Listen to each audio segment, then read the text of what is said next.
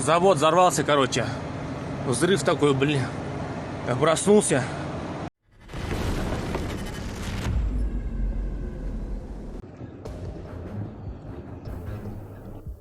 Ukrainian drones attacked an oil refinery in Volgograd and a gas processing plant in Astrakhan in Russia overnight, a source in the security service of Ukraine told the Kyiv Independent. The drones, operated by the SBU and the Special Operations Forces, targeted the flare farm, 2 primary processing units, and 2 technological units at the Volgograd oil refinery, owned by Lukoil, one of Russia's largest oil producers, the source said. The gas condensate processing complex at the Astrakhan gas processing plant was also reportedly damaged. The facility has halted operations as the fire continues.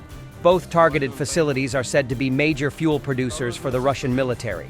The statement comes after Russian authorities reported fires and drone attacks against the Volgograd and Astrakhan oblasts overnight. Ukraine's general staff later confirmed that Ukrainian forces were behind the attacks. The Volgograd oil refinery processes almost 6% of all oil in Russia, the source said.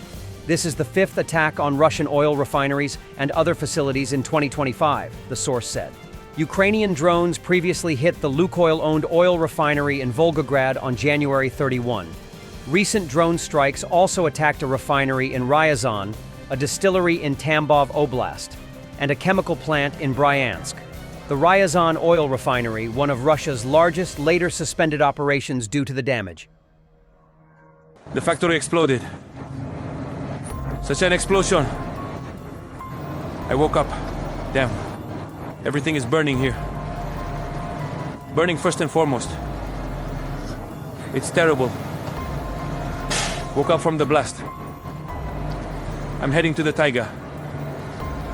The second explosion just resounded. The troubles for floundering Putin in Kursk are not stopping.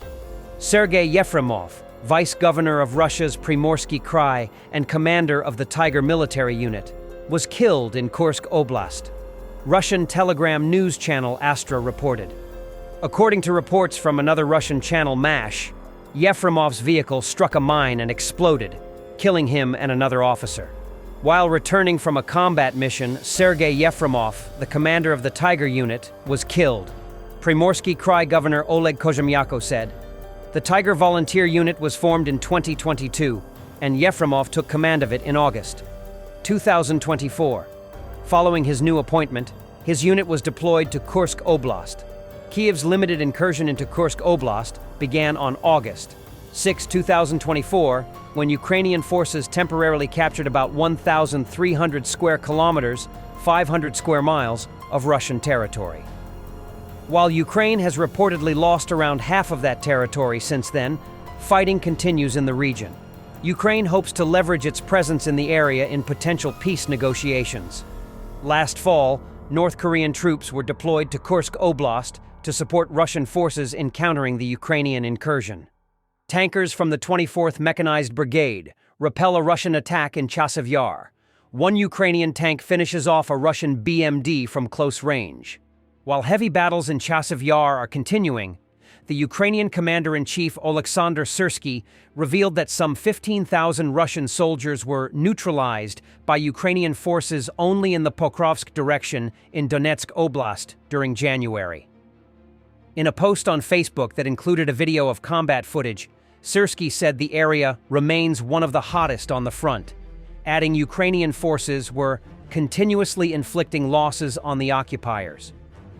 In January of this year alone, our soldiers neutralized more than 15,000 invaders here, of which about 7,000 were killed, he added.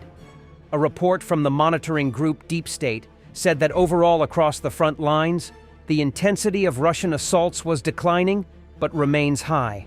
It added that Russian forces have concentrated 44% of their attacks in the Pokrovsk sector, a crucial logistics hub for Ukrainian troops in Donetsk Oblast.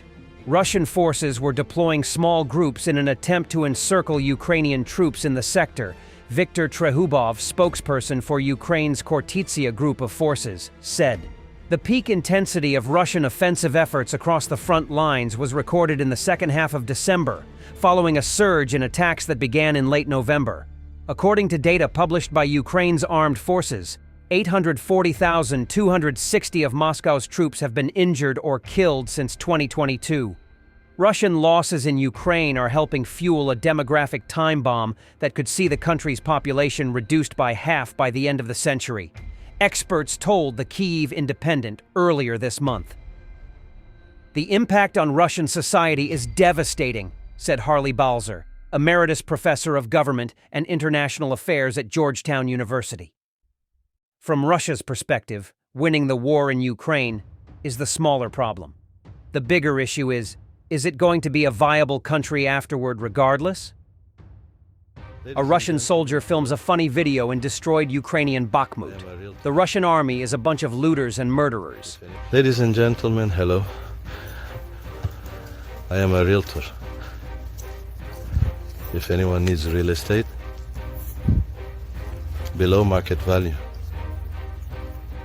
practically for pennies, I offer you real estate for every taste and preference. For every taste and color, guys, I offer you real estate below market price. Choose, take a look. For every taste and color, guys, you could say I'm giving it away for free.